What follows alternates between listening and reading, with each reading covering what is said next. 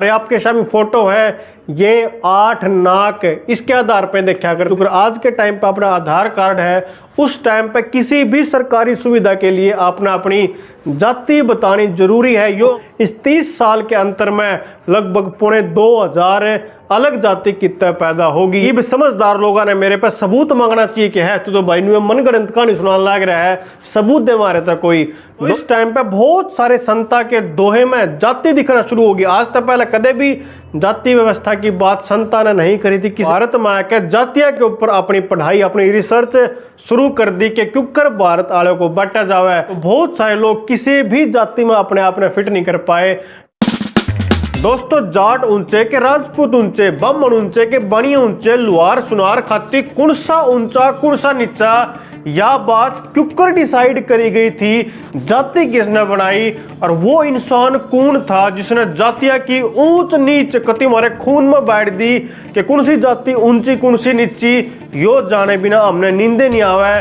दोस्तों, आप यह वीडियो थोड़े खुले दिमाग से देखियो, आपने जातिया का पूरा पता लग जाएगा कितने जाति आई, ऊंचा नीचा हमारे समाज में किसने शुरू करा और भी बहुत सारी बात जातिया के ओरिजिन के बारे में।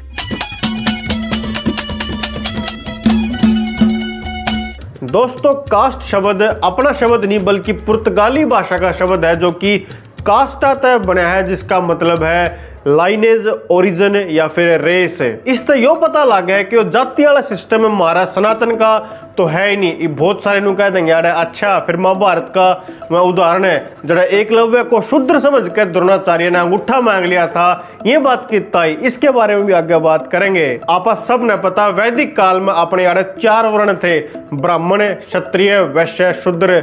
कौन सा आदमी या कौन सा बालक के बनेगा न्यू कुकर डिसाइड होया करता। अपने यार एक बहुत बढ़िया सिस्टम था यो डिसाइड करने का, गुरुकुल सिस्टम। सारे बालक इन गुरुकुला में पढ़ा करते, 100% साक्षरता दर थी उस टाइम में भारत की। तो जिस बालक का इंटरेस्ट जिस भी डाल के सब्जेक्ट में ज्यादा आया करता, आगे चल कर वो काम करा करता, यानी उसे वर्ण में जाया करता। और ध्यान देने वाली बात यह है, ये चारों वर्ण ये जो भी थे ये काम के आधार पर डिवाइडेड थे। जिस बालक ने भाई पढ़ना लिखना वेद शास्त्र में रुचि थी वो आगे चल कर ब्राह्मण बन जाया करता। जिस बालक ने हथियार चलाने में रुचि थी वो बालक आगे चलकर क्षत्रिय बन जाया करता। जो बालक हिसाब किताब में अकाउंटेंसी में ज्यादा दिमाग रखा करता वो वैश्य बन जा करता, व्यापार वगैरह लोग करा करते। और जिस बालक में हाथ की स्किल सीखने का हुनर ज्यादा था, सोना बनाना, चांदी बनाना, खेती करना, इस डाल का हुनर में जो पारंगत होया करता वो शूद्र बन जा करता।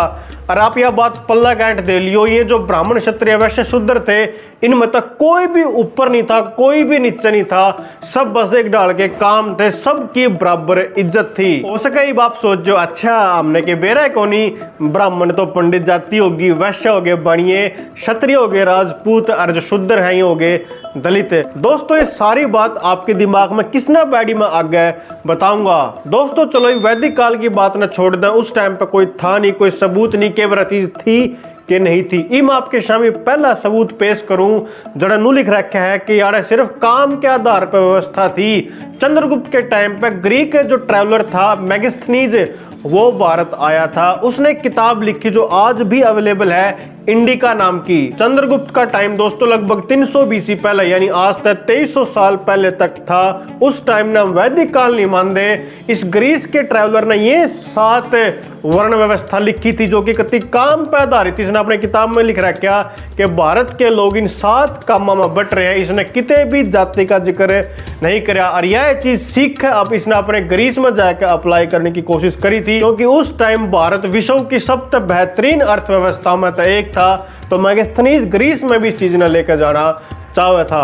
ईब आड़े तक आप इतना मान सकें कि हो सके 4 वर्ण हम 7 डाल के कामों में बट लिए हो, पर किते भी मेगास्थनीज ने भी अपनी किताब में जाति का या फिर जातिगत भेदभाव का जिक्र नहीं कर रखा। तो इतना हमने मानना चाहिए कि 300 BC तक भी हमारे सनातन धर्म में किते भी जाति नहीं थी, जातिगत भेदभाव नहीं था। और इन वर्णा के बारे में आपने एक मैं चाड़े की बात बताऊं, कोई भी किसी भी वर्ण का आदमी दूसरे वर्ण में जा सका था, क्योंकि वर्ण का मतलब था काम। जब ब्राह्मण ने बहुत पूजा पाठ कर ली, उसका मन नहीं है, तो वेद ज्ञान ने साइड में धर के तलवार चलानी सीख के, हथियार चलाने सीख के क्षत्रिय बन सका था। शूद्र का जब मन नहीं है कि और काम वो नहीं करना चाहता किसी भी डाल का हाथ का, तो वो वेदा का ज्ञान लेकर ब्राह्मण बन सका था। क्षत्रिय अपनी तलवार छोड़ के पढ़ना लिखना सीख के, हिसाब किताब सीख के वैश्य बन सका था। तो हर वर्ण के लोग दूसरे वर्ण में जाते रहा करते। इतिहास में बहुत सारे ऐसे उदाहरण है। एक शूद्र का बेटा ब्राह्मण बन गया, ब्राह्मण का बेटा क्षत्रिय बन गया, क्षत्रिय का बेटा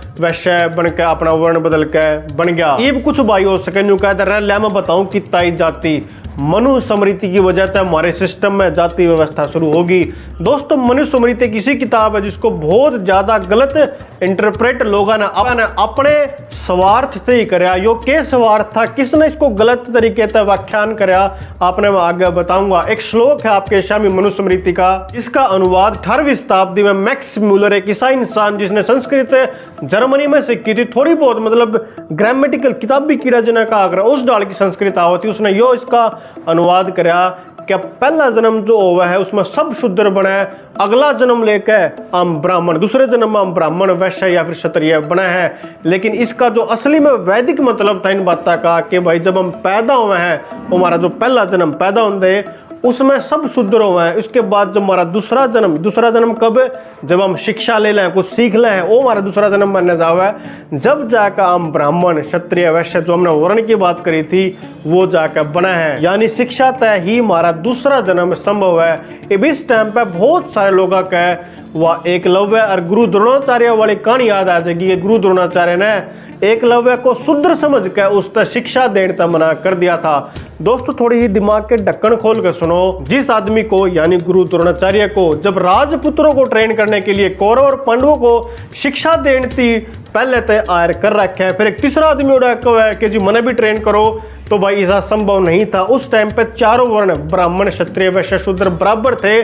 गुरु द्रोणाचार्य चाहे किसी और वर्ण का भी होता उसने भी मना कर देते क्योंकि उनके पास टाइम ही नहीं था। ये तो आजकल की जिनकी राजनीतिक रोटी शुद्र ना शुद्र करने तक चल रहा है, उनने अपने दिमाग में बिठा दी कि दलित शुद्र और जाता, फिर गुरु द्रोणाचार्य नाट गए थे। तो उस टाइम पे भी जाति थी, ऐसा नहीं था। यो मामला जातिगत नहीं बल्कि टाइम का अभाव, समय का अभाव एक गुरु जी के पास था, इसलिए उनको मना करा गया था। हो सके इस बात पर फिर आगे बहस बढ़ जाए कि गुरु द्रोणाचार्य ने सोचा कि एक शूद्र क्योंकर मेरे चले सिखाए हुए थे आगे जा सका है जाता है, एक शूद्र का अंगूठा गुरु द्रोणाचार्य ने ले लिया।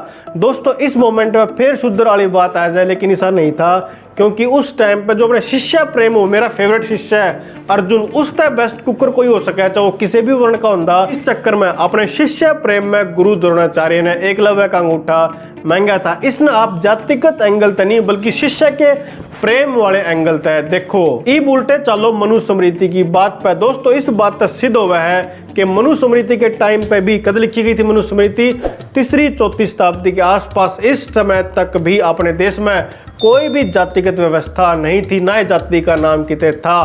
फिर आपको भाई फिर कद होया, इब आप थोड़े आगे बढ़ो 7वीं-8वीं शताब्दी के पास आ जो इस टाइम पे इस्लामिक इन्वेजन, इस्लाम के आक्रमणकारी सिंध तय भारत में घुसना शुरू हो गए थे। इस्लाम में बहुत सारे पंथ, लगभग 300 तो ज्यादा अगर मैं गलत नहीं हूँ उस टाइम पे पंथ थे। ओस तो बड़ा ओस तो छोटा। जो अरब मुस्लिम थे वह अपने आप ने सब तो सुपीरियर मान्या कर दे, जो एशियन मुस्लिम थे उन्हें अपने तो नीचे मान्या कर दे। जब इस्लामिक आक्रमणकारियों ने भारत में अपना साम्राज्य स्थापित कर लिया था तो इन्हें दो काम शुरू करे। एक तो धर्म परिवर्तन, हिंदुओं को मुसलमान बनाओ, चाहे डरा धमका चाहे लालच देकर। दूसरा काम साथ साथ शुरू कर दिया।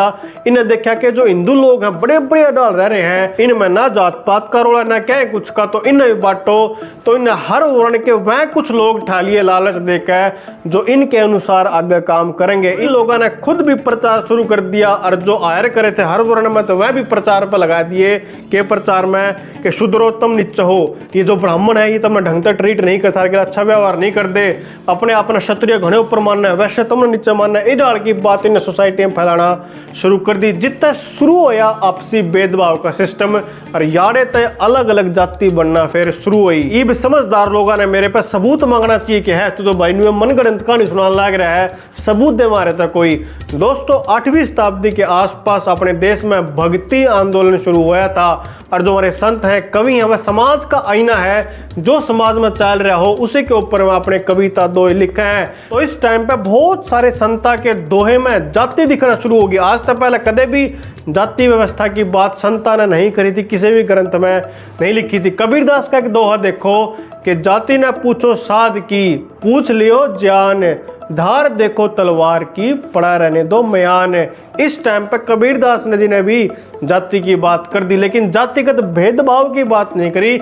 यानी इस टाइम पे जाति बनना जरूर शुरू हो गई थी, पर जातिगत भेदभाव नहीं था। आप मीरा का देखो, तुलसीदास का देखो, रविदास जी का देखो, ये सब अलग अलग टाइम पे हुए हैं और इन सब ने अपने दोहे में जाति की बात करना शुरू कर दिया था। पर इन सारी बातों के बावजूद भी जो हमारी सबसे मजबूत चीज थी, हमारी शिक्षा का ढांचा ओनुकानु था। बहुत सारे देश में गुरुकुल थे, 100% शिक्षा थी, सब पढ़ा करते, अपना कारगुजारी का काम सब सीखा करते। लेकिन जब आए अंग्रेज 17वीं-18वीं शताब्दी में, इन अंग्रेजों ने देखा ये भारत वाले काबू नहीं आवेंगे, इनकी जो सबसे मजबूत चीज है शिक्षा पद्धति, जिस तरह इनका समाज बना आगे चल के, वो खत्म करना पड़ेगा। दोस्तों अंग्रेजों ने किसी न किसी बहाने तय हमारे गुरुकुल खत्म करने शुरू कर दिए और मैकॉले जैसी शिक्षा पद्धति भारत में लानी शुरू कर दी। और जब वही 1857 की क्रांति, आजादी की पहली लड़ाई, तो सब धर्म के लोग, हर जाति के लोग, एक उद्देश्य है कि अंग्रेज बचाने, इस उद्देश्य से अंग्रेजों के खिलाफ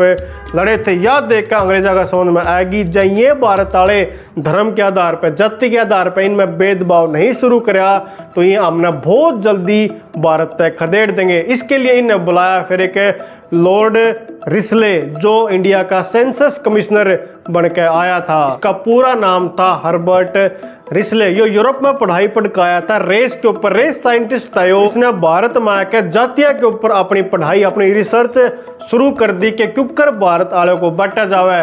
और दोस्तों 1861 में चेन्नई में जो पहली जनगणना हुई थी, उसमें इन अंग्रेज अधिकारियों ने मैंडेटरी कर दिया, जरूरी कर दिया, लोग तनु पूछना कि तुम के काम करो हो, कौन से धर्म के हो, कितना पैसा थारे दुर है। और सब तो फनी बात ही बात आने वाली है, इन्हें किसे तुम दिखो हो, इस डाल पे भी जातिया का बंटवारा शुरू कर दिया। अरे आपके सामने फोटो है, ये 8 नाक इसके आधार पे देखा कर दे, पहले से लेकर 5वीं तक यूरोपियन डाल की नाक है। तो इस डाल की नाक जिसकी होंगी उन्हें थोड़ी ऊंची जाति में ले आया कर दे, क्योंकि यूरोपियन के सबसे नजदीक डाल की नाक थी। 6वीं डाल की जो नाक थी उसको इन्हें येलो रेसिस या फिर चौड़ी है तो अफ्रीकन घोषित कर दिया। 7वीं डाल की जो नाक थी उसमें मेलनेशियंस आ गए और 8वीं डाल की जो नाक उसमें ऑस्ट्रेलियन एबोरिजिनल वाले लोग आ गए। इस तब अचरज की बात दोस्तों आगे होगी, भारत आड़त यो काम के आधार पर बटना बहुत ही अलग चीज थी, नई चीज थी। तो बहुत सारे लोग किसी भी जाति में अपने आप में फिट नहीं कर पाए। तो इस लॉर्ड रिस्ले ने खुद उनके बारे में पूछ कर, उनका उलिया देख कर, उनके पैसे देख कर मैं किसी न किसी जाति में डाल दिए। दोस्तों 1861 में पहली बार जाति के आधार पर जो जनगणना हुई थी वह 1931 तक हर 10 साल में एक बार होती रही। और जब 1901 में एक फुल रिपोर्ट आई तो 2378 जाति बनाई गई। और जब साल 1931 में आखिरी जाति के आधार पर जनगणना की रिपोर्ट आई तो 4114 जाति अंग्रेजों ने दिखाई थी। अब आपने देखो इस 30 साल के अंतर में लगभग 2500 अलग जाति कितने पैदा होगी। ये सारी की सारी अंग्रेजा की देन थी। और आज के टाइम में भारत में लगभग 6000 जातियां हैं, ये कितने आगी। अब आपके मन में सवाल उठना चाहिए कि ठीक है भाई, थोड़ी बहुत जाति इस्लामिक टाइम पे बनी थी, अंग्रेजों ने घड़ी बना दी, जातिगत आधार पर जनगणना करवा दी, इस तक क्या फर्क पड़ गया। लेकिन यूँ हमारे समाज में जो ऊंचे नीचे यू किने ले आया दोस्तों, असल में इसने लियान वाले भी अंग्रेज थे। जो आज के टाइम पे अपना आधार कार्ड है, उस टाइम पे किसी भी सरकारी सुविधा के लिए आपने अपनी जाति बतानी जरूरी है। यो अंग्रेजों ने मैंडेटरी ऑप्शन कर दिया, जरूरी ऑप्शन कर दिया कि आपने किसी न किसी जाति में होना जरूरी है।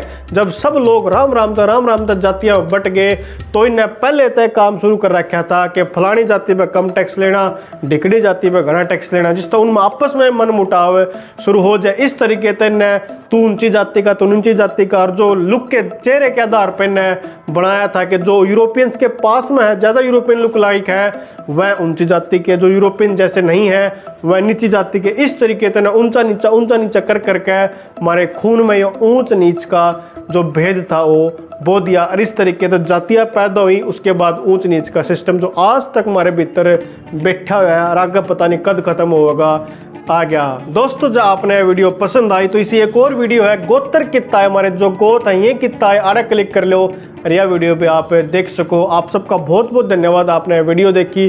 कमेंट करके बताइए किसी यह वीडियो आपने लगी है।